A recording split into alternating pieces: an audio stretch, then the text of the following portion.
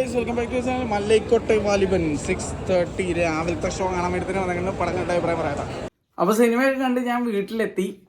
നിങ്ങളെല്ലാവരും എന്തായാലും ഉണ്ടല്ലോ, ഞാൻ നേരത്തെ ചെയ്ത ഒരു വീഡിയോയുടെ താഴെ വന്ന് എല്ലാവരും കമൻറ്റ് ചെയ്യും. ഏതാണ് ആ വീഡിയോ ഒന്നും ഞാൻ പറയുന്നില്ല. പക്ഷേ നമ്മുടെ ഈ സിനിമയുടെ ഫിലിം മേക്കേഴ്സ് വരെ ചിലപ്പോൾ ആ വീഡിയോ കൊണ്ട് ഞെട്ടിപ്പോവും. അത് ഞാൻ ഒന്നും പറയണില്ല, ഇത്ര ഞാൻ പറയുള്ളൂ. അപ്പോൾ സിനിമ എങ്ങനെ ഉണ്ടായിരുന്നു എന്ന് വെച്ച് കഴിഞ്ഞാൽ, as an LJP fan, as A Lalettan fan, ഞാൻ എന്താ പറയുക, ഹാപ്പി ആണെന്ന് വെച്ചാൽ ഹാപ്പി ആണ്. പക്ഷേ ഈ സിനിമയുടെ ഏറ്റവും വലിയൊരു ഘടകം എന്ന് പറഞ്ഞാൽ, എനിക്ക് ഏറ്റവും ഇഷ്ടപ്പെട്ട കാര്യം, ഈ സിനിമയുടെ ഏറ്റവും പോസിറ്റീവ് നോട്ട് എന്താണെന്ന് വെച്ച് കഴിഞ്ഞാൽ, ഇതിൻ്റെ ക്യാമറ വർക്കും സൗണ്ടുമാണ്. ഞാൻ ഇന്നലെ ഇട്ട വീഡിയോയിൽ ഞാൻ പറഞ്ഞിരുന്നു, ഈ സിനിമയുടെ അവസ്ഥ എന്ത് തന്നെയാണേലും ഇതിൻ്റെ സിനിമാറ്റോഗ്രഫിയും സൗണ്ടും വേറെ ലെവലായിരിക്കും എന്നുള്ളത്. Prashant Pillai and the DOP Madhu Neelakantan. ഞാൻ ഇന്നലെ തെറ്റിച്ചാണ് പറഞ്ഞത്. ഞാൻ വിചാരിച്ചിരുന്നത് ഇത് രവിവർമ്മനാണ് ചെയ്തിരിക്കുന്നതെന്നാണ്. പക്ഷേ മധു നീലകണ്ഠൻ, മധുചേട്ടൻ ഒരു രക്ഷ ഉണ്ടായിരുന്നില്ല. ഒരു രക്ഷയില്ല എന്ന് പറഞ്ഞാൽ മാതിരി വിഷ്വലും ഓഡിയോ ആണ് നിങ്ങൾക്ക് കിട്ടാൻ പോകുന്ന. ഈ സിനിമ ഏതെങ്കിലും ഒരു ചാവാലി തിയേറ്ററിൽ പോയി കാണരുത്. നല്ല പ്രൊജക്ഷൻ, പ്രിഫറബിളി ലേസർ പ്രൊജക്ഷനുള്ള ഒരു ഡോൾബി അറ്റ്മോസ് തിയേറ്ററിൽ തന്നെ കാണേണ്ട പടമാണ്. ഈ സിനിമ OTTയിൽ ഇരുന്ന് കണ്ടാലോ വീട്ടിൽ ഇരുന്ന് കണ്ടാലോ നിങ്ങൾക്ക് ഒരു കുന്തവും ഫീൽ ആവില്ലെന്നാണ് എനിക്ക് പറയാനുള്ളത്. അൺടിൽ ആൻഡ് അൺലെസ് നിങ്ങളുടെ കയ്യിൽ ഒരു നല്ല ഒരു 100 അടി വരെ പ്രൊജക്റ്റ് ചെയ്യാൻ പറ്റുന്ന ഒരു പ്രൊജക്ടറും ഡോൾബി അറ്റ്മോസ് അല്ലെങ്കിൽ ഒരു ഡോൾബി അത്യാവശ്യം നല്ലൊരു സ്പീക്കർ സിസ്റ്റവും അല്ലെങ്കിൽ ഒരു എന്താ പറയുക സറൗണ്ട് സിസ്റ്റം ഒക്കെ ഉള്ള ഒരു തിയേറ്റർ നിങ്ങളുടെ വീട്ടിലുണ്ടെങ്കിൽ, അല്ലെങ്കിൽ അങ്ങനെ ഒരു സെറ്റപ്പ് ഉണ്ടെങ്കിൽ നിങ്ങൾക്ക് ചിലപ്പോൾ ഈ സിനിമ ആസ്വദിക്കാൻ പറ്റുമെന്ന് വിചാരിക്കുന്നത്. അല്ലാത്ത പക്ഷം നിങ്ങളിത് തിയേറ്ററിൽ തന്നെ പോയി കണ്ടേ പറ്റുള്ളൂ എന്ന് ഞാൻ പറയാം. അത് മാത്രമല്ല, ഒരു തടസ്സമില്ലാതെ LJPയുടെ പടങ്ങൾ എന്ന് പറഞ്ഞാൽ അങ്ങനെയാണ്, ആ ഒരു പേസിലാണ്. അപ്പോൾ വേറെ മറ്റ് എന്താ പറയുക ആൾക്കാരുടെ ഇടപെടലുകളോ അല്ലെങ്കിൽ ഇടയിൽ എഴുന്നേറ്റ് പോകലോ അല്ലെങ്കിൽ ഒന്നുമില്ലാതെ ഒരു തിയേറ്ററിൽ ആണ് ഇത് ബെസ്റ്റ് എൻജോയ് ചെയ്യാൻ പറ്റും എന്നാണ് എൻ്റെ അഭിപ്രായം. It is undoubtedly A visual and audio treat. പിന്നെ സിനിമയുടെ ഇതിലേക്ക് വരുമ്പോഴേക്കും, സിനിമയുടെ എനിക്ക് ഏറ്റവും വില്ലനായിട്ട് എനിക്ക് ഫീൽ ചെയ്ത കാര്യം എന്ന് പറഞ്ഞാൽ സ്ലോ പേസാണ്. LJP എനിക്കറിയില്ല, ഈ നൻപകൽ നേരത്ത് മയക്കത്തിൻ്റെ ആ ഒരു രീതിയിലുള്ള സ്ലോ പേസിൽ തന്നെയാണ് ഇതിലും പോയിരിക്കുന്നത്. എൻ്റെ അഭിപ്രായത്തിൽ ആസ് ആൻ LJP ഫാൻ എനിക്ക് തോന്നുന്നത് പുള്ളി അങ്കമാലി ഡയറീസ് അല്ലെങ്കിൽ ജല്ലിക്കെട്ടൊക്കെ എടുത്തപ്പോഴുള്ള ആ ഒരു പേസിലേക്ക് തിരിച്ചു വരണം എന്നാണ്. കാരണം ഇപ്പോൾ ഈ കോവിഡിനൊക്കെ ശേഷം ആൾക്കാർക്ക് ക്ഷമ കുറച്ച് കുറവാണ്, ഞാൻ ഉൾപ്പെടെ. അപ്പോൾ എനിക്ക് തോന്നിയിരിക്കുന്ന കാര്യം, പേസ് ഒന്ന് കൂട്ടിക്കഴിഞ്ഞാൽ കുറച്ചും കൂടി ഈ സിനിമ നന്നായിട്ട് എൻജോയ് ചെയ്യാൻ പറ്റും എന്നുള്ളതാണ്. അത് മാത്രമല്ല, ഈ സിനിമ ഫാമിലി ഓഡിയൻസിന് പറ്റിയൊരു സിനിമയാണെന്ന് വെച്ചാൽ എനിക്കറിയാൻ പാടില്ല. അപ്പോൾ എൻ്റെ അമ്മയ്ക്കൊക്കെ ഈ സിനിമ കണ്ടിരിക്കൽ ചിലപ്പോൾ ഒരു ബുദ്ധിമുട്ടാവാം എന്നാണ് എനിക്ക് ഫീൽ ചെയ്യുന്നത്. കാരണം എന്താണ്, ഇത്രയും സ്ലോ പേസിൽ പോകുന്നൊരു പടം ഫാമിലി ഓഡിയൻസ് എൻജോയ് ചെയ്യുമെന്നുള്ള കാര്യമൊക്കെ ഡൗട്ടാണ്. അത് ഫാമിലി ഓഡിയൻസിനോട് തന്നെ ചോദിക്കേണ്ടി വരും. എൻ്റെ അമ്മയുടെ കാര്യം പിന്നെ എനിക്ക് പറയാമല്ലോ, എൻ്റെ അമ്മേനെ അറിയാവുന്നതുകൊണ്ട്. അപ്പോൾ എനിക്ക് തോന്നിയ ഈ സിനിമയുടെ, എനിക്ക് പേഴ്സണലി തോന്നിയ ഒരു ഏറ്റവും വലിയ ഒരു പോരായ്മ എന്ന് പറഞ്ഞു കഴിഞ്ഞാൽ ഇതിൻ്റെ സ്ലോ പേസാണ്. കുറച്ചധികം സ്ലോ പേസ് രീതിയിലാണ് ഈ സിനിമ പോകുന്നത്. ആ ഒരു സംഭവം മാറ്റി നിർത്തി കഴിഞ്ഞാൽ കുഴപ്പമൊന്നുമില്ല. പിന്നെ ലാലേട്ടൻ്റെ എന്താ പറയുക, ഈ പെർഫോമൻസിനെ പറ്റി പറയുകയാണെങ്കിൽ, അഭിനയ സംഭവമായിട്ട് ലാലേട്ടന് ഒരുപാട് അഭിനയിച്ച് വലിപ്പിക്കാൻ അങ്ങനെയൊന്നുമില്ല. പക്ഷേ he is A performer. Undoubtedly എനിക്ക് ഈ സിനിമയിൽ ലാലേട്ടനെ മാറ്റി വേറെ ആരെങ്കിലും ആക്കിയാലോ നന്നായിരിക്കുമായിരുന്നു എന്നൊക്കെ തോന്നി. പിന്നെ ആലോചിച്ചപ്പോൾ ഈ മനുഷ്യന് വരും വേറെ ആരെ ചെയ്യും, ആർക്ക് പറ്റും ഈ റോൾ ചെയ്യാൻ, അങ്ങനെയാണ് ഞാൻ ആലോചിച്ചത്. കാരണം ഈ സിനിമയിലുള്ള ക്യാരക്ടർ ഒരു യോദ്ധാവാണ്. ഇത് ലാലേട്ടൻ തന്നെ പറഞ്ഞ കാര്യമാണ്, അത്രയും ഞാൻ പറയുന്നുള്ളൂ, വേറെ ഒന്നും പറയാനുള്ള. It is a story of a journey of a യോദ്ധാവ്. അപ്പോൾ ഈ യോദ്ധാവ് എന്നുള്ള സംഭവം പലപ്പോഴും നമുക്ക് ലാലേട്ടൻ വന്ന് നിൽക്കുമ്പോൾ നമുക്ക് മനസ്സിലാവുന്നുണ്ട്, ആ ഒരു ഫീല് കിട്ടുന്നുണ്ട്, ഒക്കെ കിട്ടുന്നുണ്ട്. പക്ഷേ എന്താ പറയുക, എവിടെയൊക്കെയോ ചില സ്ഥലത്ത് ഞാനായിട്ട് പടം കണക്ട് ചെയ്യാതെ പോയ ഒരു ഫീലും എനിക്ക് കിട്ടുന്നുണ്ട്. അപ്പം ഇത് ആസ് എ മൂവി മൊത്തത്തിൽ എങ്ങനെ ഉണ്ടായിരുന്നു എന്ന് വെച്ച് കഴിഞ്ഞാൽ, എനിക്ക് അതിഗംഭീര പടം അങ്ങനെ ഒന്നും എനിക്ക് പറയാൻ പറ്റില്ല. LJPയുടെ ബെസ്റ്റ് സിനിമയാണെന്ന് വെച്ചാൽ അങ്ങനെ ഞാൻ ഒരിക്കലും പറയൂല. കാരണം എനിക്ക് ഡബിൾ ബാരലിന്റെ തൊട്ട് മുകളിലേ എനിക്ക് ഈ സിനിമ വെക്കാൻ പറ്റുള്ളൂ. എൻ്റെ അഭിപ്രായത്തിൽ ഡബിൾ ബാരലാണ് എനിക്ക് തീരെ ഇഷ്ടമല്ലാത്ത LJPയുടെ പടം. അതിൻ്റെ തൊട്ട് മുകളിലായിട്ട് ഞാൻ ഈ പടം പ്ലേസ് ചെയ്യുള്ളൂ.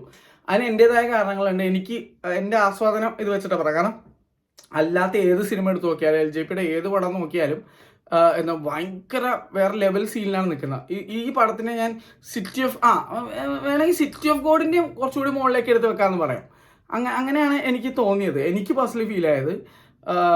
അപ്പോൾ ഏറ്റവും അടി തട്ടി എന്ന് പറയുകയാണെങ്കിൽ എന്താണ് നമ്മുടെ ഡബിൾ ബാരൽ, അതിൻ്റെ തൊട്ട് മുകളിൽ നമ്മുടെ സിറ്റി ഓഫ് ഗോഡ്, അതിൻ്റെ മുകളിൽ വെക്കാം മലയക്കോട്ട വാലിബൻ, എൻ്റെ ഒരു ഒപ്പീനിയൻ അനുസരിച്ചിട്ട്.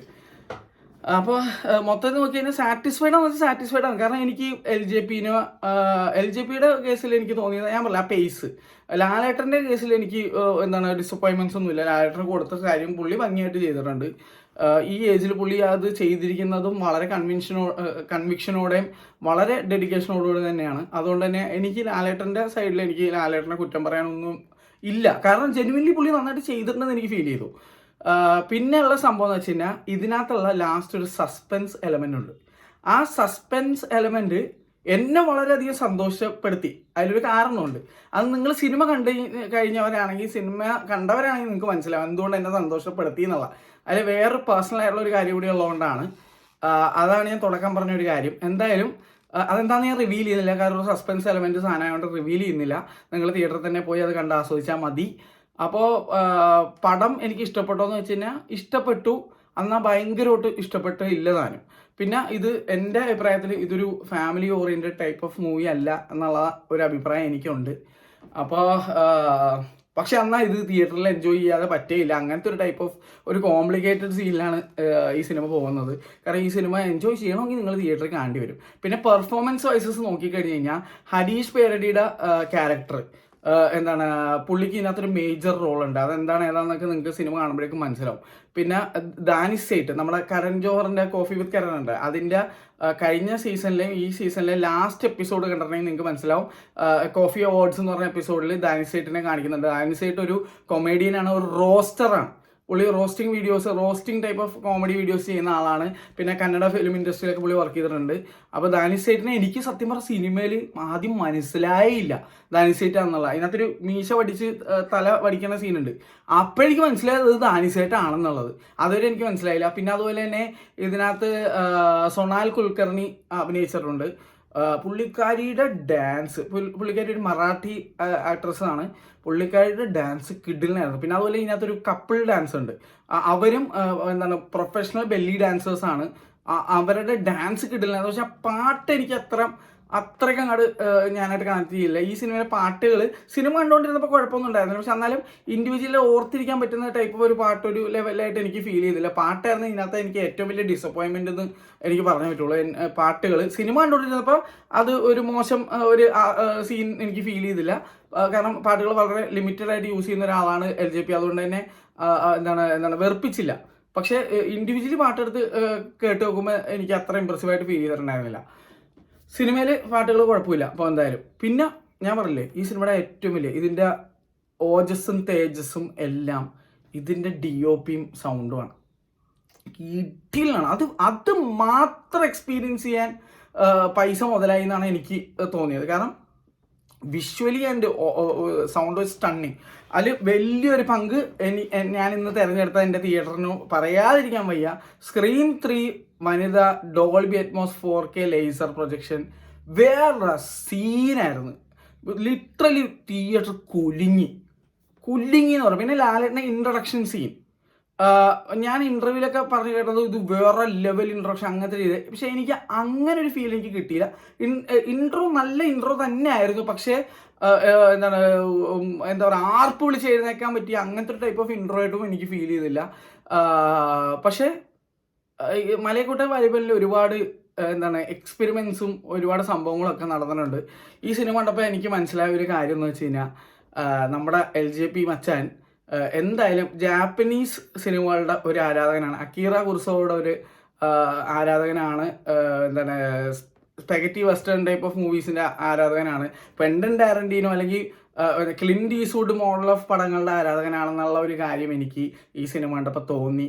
പിന്നെ കുറേയൊക്കെ കോമിക്സിൻ്റെ ആരാധകനാണെന്ന് തോന്നുന്നത്. പലയിടങ്ങളിലും നമുക്ക് ആ ബിൽഡപ്പ് അങ്ങനത്തെ കുറച്ച് സാധനങ്ങളും കുറേ കാരിക്കേച്ചർ ടൈപ്പ് ഓഫ് കുറച്ച് ക്യാരക്ടേഴ്സൊക്കെ ഉണ്ട്.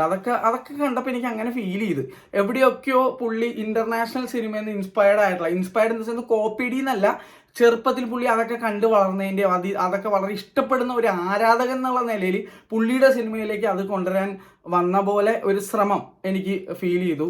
പിന്നെ ഇതിനകത്ത് ഒരു 360 ഡിഗ്രി പീരങ്കി ഒരു ഫൈറ്റ് ഉണ്ട്. അത് കുറച്ച് നേരത്തേക്ക് ഉണ്ടായിരുന്നുള്ളൂ. പക്ഷേ ആ ഒരു ഫൈറ്റ് വിഷ്വലൊക്കെ കാണാൻ നല്ല ഭംഗിയുണ്ടായിരുന്നെങ്കിലും എനിക്കത് അത്ര ഇമ്പാക്ട്ഫുൾ ആയിട്ട് ഫീൽ ചെയ്തില്ല. രോമാഞ്ചം നൽകുന്ന രീതിയിൽ അങ്ങനത്തെ ഒന്നും ഫീൽ ചെയ്തില്ല. അതിനേക്കാളും എനിക്ക് ഇഷ്ടപ്പെട്ട വേറെ കുറച്ച് സംഭവങ്ങളുണ്ടായിരുന്നു. പിന്നെ ഇതിനകത്ത് കുറച്ച് റോപ്പ് വെച്ചിട്ടുള്ള കുറച്ച് പരിപാടികളുണ്ട്. അത് എനിക്ക് അത്ര ഇങ്ങോട്ട് ബോധിച്ചില്ല കേട്ടോ. പിന്നെ ഈ സിനിമയിൽ എനിക്ക് മെയിനായിട്ട് തോന്നിയത് ചിലയിടങ്ങൾ കണക്റ്റ് ആവുന്നുണ്ട്, ചിലയിടങ്ങൾ തീരെ കണക്റ്റ് ആവുന്നില്ല. അപ്പോൾ ചില സമയത്ത് ഹരീഷ് പേരടിയുടെ ക്യാരക്ടർ ചില കാര്യങ്ങളൊക്കെ പറയുമ്പോൾ നമുക്കത് കേട്ടിട്ട് ഡയലോഗ് കേട്ട് നമുക്ക് അത് ഫീൽ ചെയ്യണം. പക്ഷെ എനിക്കത് ഫീൽ ആവുന്നുണ്ടായിരുന്നില്ല. അതൊക്കെയാണ് എനിക്ക് ഈ സിനിമയിലെ കുറച്ച് പോരായ്മകളായിട്ട് എനിക്ക് തോന്നിയ മെയിൻ കുറച്ച് സംഭവങ്ങൾ. അപ്പോൾ ഇത് ഞാൻ പറഞ്ഞില്ലേ, ഇത് ഒരു ആവറേജിനെ തൊട്ട് മുകളിലുള്ള ഒരു രീതിയിലുള്ള ഒരു അനുഭവം മാത്രമായിട്ട് മാറി എനിക്ക്. പക്ഷേ വിഷ്വൽ ആൻഡ് ഓഡിയോയിൽ ഐ ആം ഹാപ്പി, ഭയങ്കര രസമാണ്. പിന്നെ ഞാൻ പറഞ്ഞില്ല, LJP നമ്മളൊരു ഡിഫറെൻറ്റ് സ്റ്റഫാണ് പ്രതീക്ഷിക്കുന്നത്, ഒരു ഇൻ്റർനാഷണൽ ലെവൽ സ്റ്റഫ്. ആ ഒരു സ്റ്റഫ് ഇതിലുണ്ട്. എന്തായാലും എനിക്കൊരു കാര്യം ഉറപ്പാണ്, ഇൻ്റർനാഷണൽ ഓഡിയൻസസിനൊക്കെ ഇതൊക്കെ ചിലപ്പോൾ ഭയങ്കരമായിട്ട് ഇഷ്ടപ്പെടാൻ ചാൻസ് ഉണ്ട്.